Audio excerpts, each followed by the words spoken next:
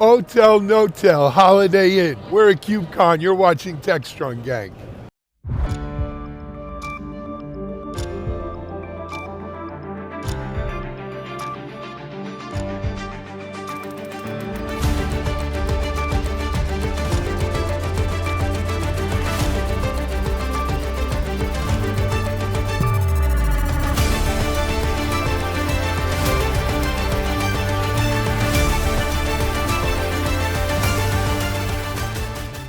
Hey everyone, it's Alan Shimel. It is, it's Thursday, and we're here at KubeCon, continuing our coverage from KubeCon. This one, you know how we do TechStrong Gang, we actually record it usually the day before, so we're going to give you the updates from Tuesday, Wednesday at KubeCon. I'm joined here by the lady in the middle, our friend Hope Lynch, who is a both past, present, and future TechStrong Gang member. Yes. And on the far right, the Dean, Mike Vizard, who's been putting in, I don't know how many steps you must have put in the last couple of days. Thousands. Mm-hmm. Not Carl Sagan, billions and billions, but thousands. Yes. And, billions and billions isn't really Carl Sagan anymore. It's OpenAI's pledging money.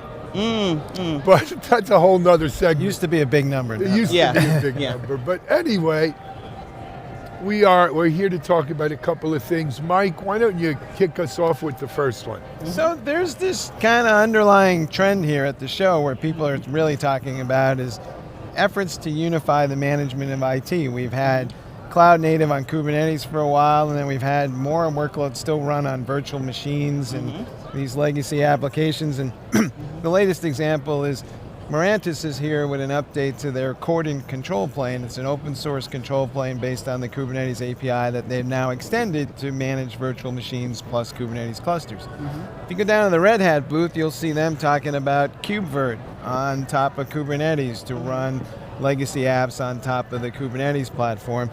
In the same time, Broadcom is out there banging the drum for its VMware Cloud Foundation, where the Kubernetes is kind of integrated into the platform. And all these people are talking about the same thing, essentially. They're saying, look, we can't have all these separate IT teams managing stuff, and as stuff starts to scale, we need to unify the management of it, and here's an approach to do that. Hope, let me ask you this, though. Is that achievable, desirable, or is this just some sort of theater we're playing here? I feel there is an aspect of theater to it, honestly, because when you were talking, I thought about KubeVirt, Kubernetes, right? Sounding like simplification. Both of those are very complicated, right? So who are you simplifying for? If you are just simplifying because you are using fewer tools, yes, that's an option. But if you're using fewer tools, but the tools are more complex, have you really gained anything? And in this, run to simplification, you could reduce down to a number of vendors where you're really locked in. You don't have negotiation room for pricing. And also with the Broadcom VMware shift, I think, honestly, there's a little bit of a scare tactic and capitalizing on the VMware pricing changes by Broadcom. Not necessarily that Broadcom might be the best alternative for some enterprises. Yeah. I agree. I have some thoughts on this. First of all, look, for as long as Kubernetes has been out there, it's primarily run on top of a hypervisor. Whether that hypervisor was VMware or what's the Red Hat one? The Red Hat one is KVM. And right, but there's another one then with 3 initials, whatever. Kubernetes is always run on hypervisor. That was the default. I think an option was bare metal. We've seen K3, K4, whatever that comes out of Rancher that can run on optimized for edge and so forth. But running cloud native on top of your hypervisor, I remember doing reports 10 years ago, 8 years ago. Well, density of Kubernetes versus hypervisor versus Kubernetes on top of hypervisor, and what was more optimized. So that's not new. What's new is, the old the mythic quest in technology for the single pane of glass that allows us to manage all of this from one screen. Now, look, certainly VMware Broadcom's licensing model change has given everyone, and it's a huge market, an opportunity to say, wait a second, this is a good time to weigh our options. Not just purely on pricing to move from one hypervisor to the other, but to move from the data center to the cloud. To move from monolith to not multi-threaded, microservices-based architecture. To move from to cloud native from not cloud native. And so all options are on the table. And so you've got all these vendors, from the big guys like Red Hat to the Mirantises of the world, right, who are looking to try to be scrappy with their recycled software.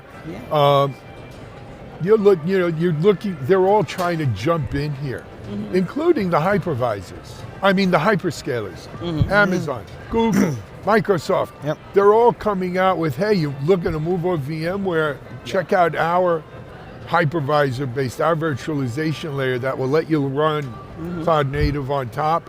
And I'm sure Amazon will have some working man's version of this single pane of glass that's going to give you 80% of the functionality for 20% of the price. You make me, in your conversation, you make me think about another aspect of this, right? So there is something to be said for simplifying something, but is the problem just maybe visibility, right? Do they just need a better way to consolidate the information that's coming from the tools, to understand the tools they have, how they're being used? If they have enough visibility across, they might not be in favor of so much consolidation because they find things are working, but they just weren't getting the right information. Yeah. I was talking to Sean O'Meara over at Mirantis, and he was saying that more customers want to move to bare metal, because especially these AI workloads, and they don't want that extra layer of VM if they can get away with it. But he said the problem is nobody remembers how to provision physical hardware at these companies anymore. Like, there's only people who know how to do VMware, so that's what they use, because nobody knows how to make the underlying hardware work. But you just took the genie out of the bottle. You know what happens when you assume? I think a huge mistake that too many of the vendors on this floor are assuming is that we're going to use Kubernetes to manage my AI stack. I published an article yesterday about cracks in the invincibility shield of Kubernetes. And I think a potential more than a bump, a potential roadblock in the horizon is that the decision is made by the market that an AI stack needs to be managed by an AI orchestrator or an AI platform or an AI tool, not Kubernetes. And then we're going to get into a thing of Kubernetes is not the default for AI workloads. It happens to be the orchestrator we happen to have at hand, but it may not be the one that we wind up using. As I wrote in my article, we're one Thanos snap away. Oh, everyone is going to be gone. Well, at least 50%. At least 50%. What do you think? Well, I think that this is a theater that appeals to the CIO, because then it allows them to start saying we can reduce the total cost of IT. But I think when you get down into the rank and file, there's engineers that have Kubernetes skills are not going to give that up for something else. And same thing with the VM, where the IT admin, who's not an engineer, kind of likes virtual machines because they understand how those work. And I think that we're just forgetting the human factor in all of this equation, and people have preferences and biases. And as you said, that I also thought, when someone is thinking about their career trajectory, their hireability, they want to continue to have hands-on experience with these tools. So if the company starts to say, we're going to sweep these away, and they know that this is something that they need to have. They may make decisions to walk, or they may push back hard enough that the organization decides to shift gears. I think they start looking around at the want ads to see who else is out there that appreciates me more than these guys. Exactly. Yeah. Yeah. Well, so think about sysadmins before cloud native. Yeah. Waterfall people. Right. Well, but these days, you became a VMware administrator from a sysadmin because you could get yourself a raise with a certification. Well, now you can get yourself a raise by becoming a platform engineer and get that certification and get another raise to go with that. And Well, I do, that's something we haven't spoken about. Well, you mentioned it earlier on, Hope, which is the influence of platform engineering on this whole thing. But, it's funny, when platform engineering first burst on the scene, it was very much a discussion about managing Kubernetes, managing that cloud native stack, if you will. Today, platform engineering is all about IDP. But the IDP is that pick list, that catalog, almost like a CMDB used to be, right? But it's that pick list and that catalog, so if you say, I want to run containerized applications and I want to use Kubernetes, that platform engineering team will be the one who has prescribed those technologies, how they work, how they connect in the enterprise.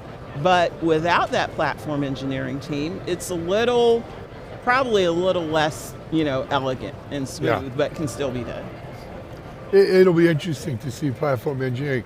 But look, I'm just sitting here waiting for the other shoe to drop because here's the thing, for the last 2-3 years, after every KubeCon, I always do my wrap-up article, and I write, is there anything on the horizon that could stop this juggernaut? And this is the first year I feel like, yes, there might be. Well, good? Yeah, I think we're good. There's a war on out there. We'll see how it turns out. There's always a war on. Always. The state of humanity. Hey, we're here in Atlanta at KubeCon. We're going to take a break. We'll be right back. You've earned it. The spotlight, the responsibility, the weight of teams, companies, and entire industries fall on your shoulders. Lives depend on your decisions, your home life included. At work, you're protected, physically and digitally. Nothing gets through your team without a fight. But in a globally connected world, everyone sees you, including those who mean to cause you and your organization harm. And now home, your sanctuary. Attackers see an opportunity. Your digital front door is wide open. And what compromises your home can breach your boardroom. Because the devil's greatest trick isn't targeting your workplace firewall. It's convincing you that your personal life isn't at risk. Black Cloak. Digital executive protection, defending the new attack surface. Your personal life. Hey folks, we're back at KubeCon and we're going to talk about Helm. Helm 4 has been announced, and this is kind of like the package manager that's the first one that was out there, I think, anyway. I think there was maybe one earlier, but this is clearly the one that's most widely used, and after 10 years, it's getting an upgrade. The last upgrade was 6 years ago, and well, Helm is kind of everywhere, although some people use operators, and there's other ways of packaging software, but I was talking to Matt Butcher, who actually wrote the original Helm. From Ferrymont, isn't he? Yeah, he's over at Ferrymont. And he was saying, I laughed and I said, 10 years ago, did you think that this would still be around and that this would be so widely used? He goes, no way. I was just trying to solve an immediate problem we had. Well, I think they thought operators were going to replace Helm, right? The whole concept of operators, and you didn't need Helm. Well, but I think operators are cool, but they're only like for one piece of software, and people use Helm to do multiple things in multiple packages. So I think that people are using these things and mixing and matching them as almost as a personal preference in some ways, or what's ever convenient and what's ever handy. But I don't know. What are you seeing? I am seeing that Helm, yes, has retained its popularity, but a lot of people have complained about age, right? Because it still does have probably, I think it's the second biggest community in the CNCF behind Kubernetes, or maybe it's above Kubernetes. Maybe. Not anymore. It's No, not. it's Otel maybe is third. I second. think No, OpenTelemetry. third is Argo. But Argo. it's still, but that's still pretty It's high. still right? in the top Yeah. 10. Yeah. That's still pretty high. But, you know, the 10 years, it's showing its age. CNCF is, you know, doing a new initiative, right, to basically revitalize Helm. And I think that is, one, a testament to, there are a lot of people who don't want to necessarily shift. Helm is the default for so many. Because of that, CNCF is saying, well, you know, we have to put some strength behind this and do something to keep the wheels from falling off, so to speak. And one of the things, you know, if this could be fixed, I wouldn't mind, but in Helm, you use YAML to modify YAML to do something to do something else with YAML, right? That layering can be complex and confusing.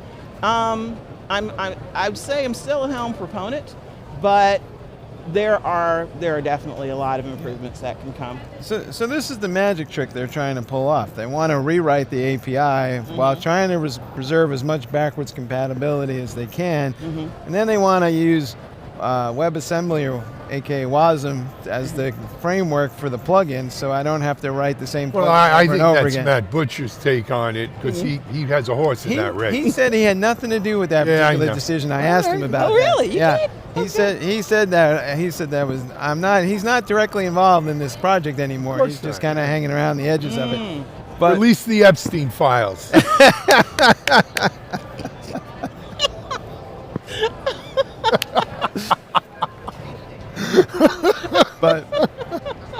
but be that as it may, I think that this is going to be hard, and I It is think going to be very hard. and I think we're going to wind up with two Helms. We're going to have, you know, Helm Classic and the new Helm. I don't think that's necessarily a bad thing, though. Right. Right? That's almost taking a mode 1, mode 2 approach, right? If someone wants to or needs to stick with the prior version, fantastic. But if you release yourself from the shackles of all of the backward compatibility, and maybe for new installs, people see that there's a better way, that's fantastic. It almost reminds me of when Microsoft was like, oh, you know what, we need to create a new operating system. We are going to start fresh because it is just too much work. It's not worth it to modify the old, right? We've got to change. I think it will be a smart decision, actually. So I'm going to pull the Band-Aid off of this scab, off this wound. Here's the real issue. You heard it here from Shimmy first. Shimmy said it. The real issue is the politics of what goes on with graduated projects in the CNCF. There's a reason why Helm hasn't been updated in all this time, right? You got one foundation with 200 plus projects to sit over as a mother hen. And you've got some monsters in there, as we've said, Otel, Kube, Prometheus, Helm, Argo, and 190 some odd others. And you can't possibly, I don't care how much money they're bringing in, you can't possibly do right by all 200 of these, and you pick your bets, and you pick your places. And they leave it to some of the projects to kind of self-govern themselves, self-manage themselves, especially ones that are graduated. Helm's a graduated project. And so you got a guy like Matt who is no longer part of that project because he's busy with WASM. The other Matt Farina over at SUSE is the primary maintainer. Yes. Yeah. So you've got people coming and going who helped really put this on the map, who are the driving force. Because make no mistakes, open source isn't the shiny hill on the city with all those points of light. There's generally a handful of people who drive a project. And when you lose some of those people, you lose some of that momentum, you lose some of that vision, you lose some of that. And I think that's what happened here with Helm, right? I think, to your point, I think a lot of vendors like operators better because it gives them more control. And, Absolutely. But no one wants to tell Helm that because it's still one of the top 10s and it's all of this stuff. And by the way, it's not just, this isn't a Helm specific problem. This is a problem with, I've spoken to several other insiders on some graduated projects here, or some projects that actually have met the metrics to graduate and have not been allowed to graduate because of politics. You heard it here first. I'm not naming names, but I do have a deep throat. Outstanding. Outstanding. All right, the rebellion starts tomorrow. It does. It does. Now we'll fade out to the twin sons of Tatooine.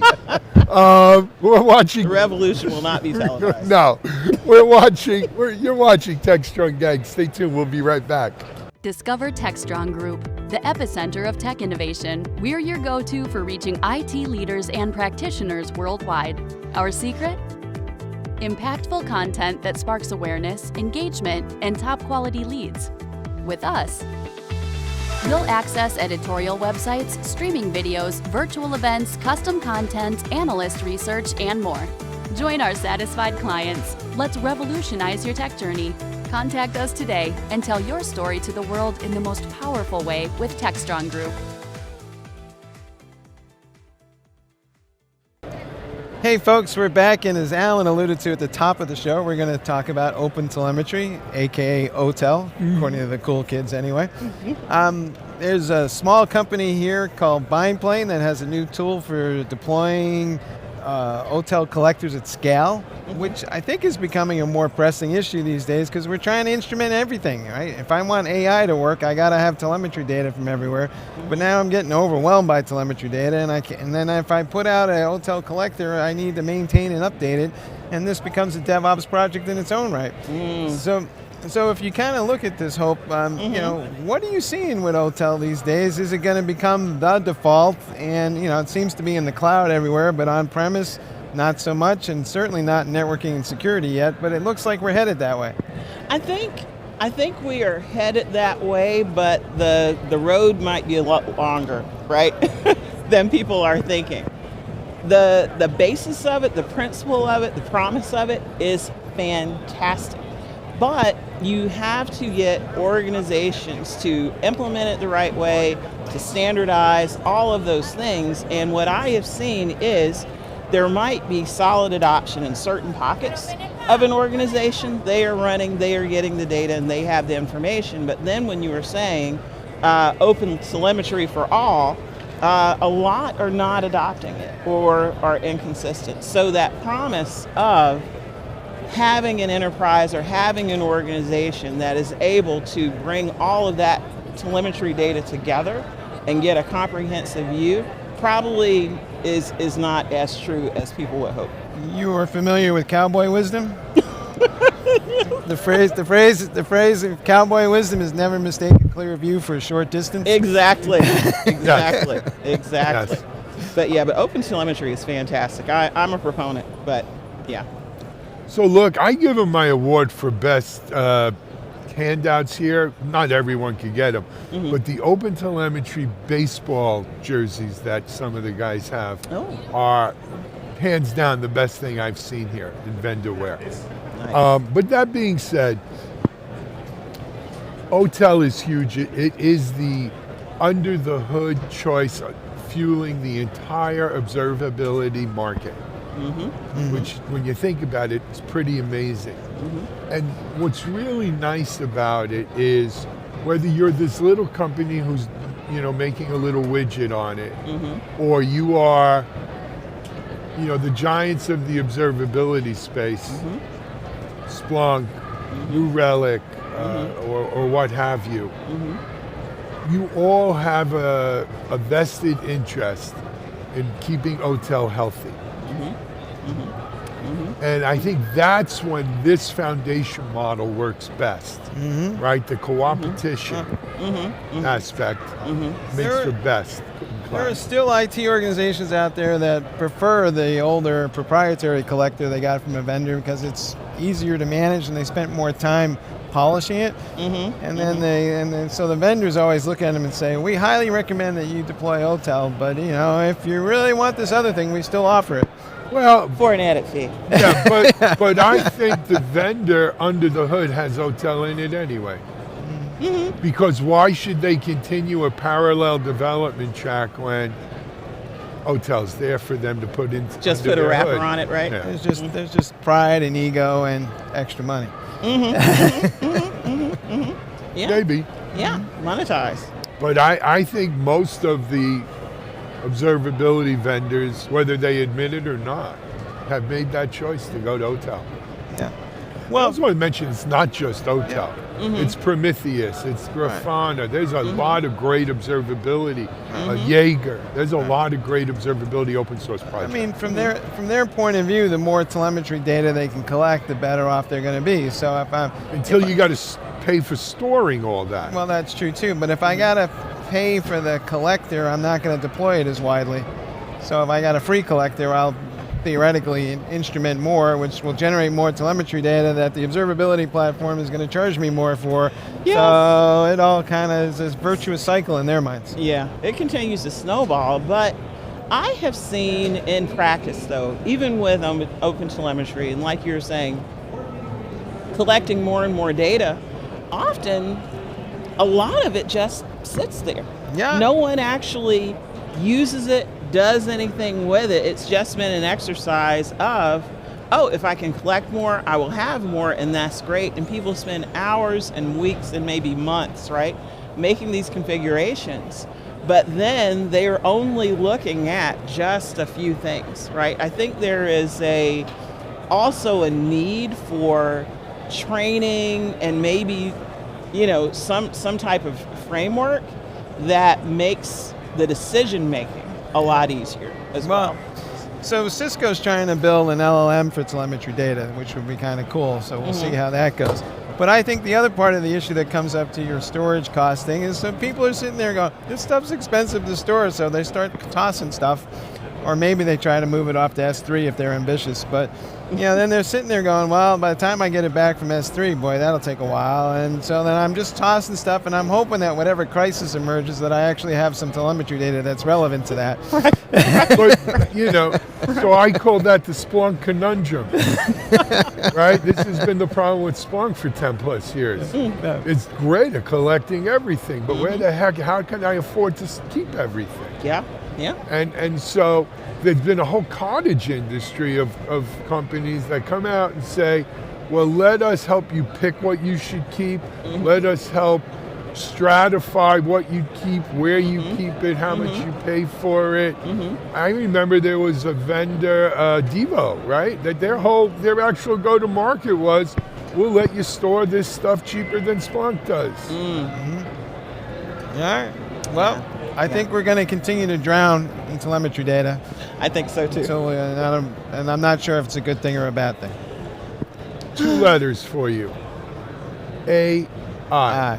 I think AI could help us here. Seriously, all kidding aside.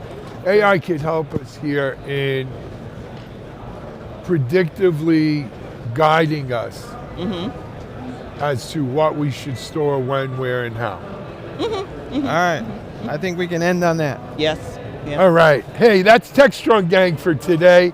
We've got a full day still of, a half a day of Kubernetes coverage here on this beautiful Thursday. And then, Bonnie, keep the light on. I'm coming home tonight, hopefully, even if I have to drive. But on behalf of Hope and Mike and myself, I hope you've enjoyed this TechStrong Gang. Take care. We're out.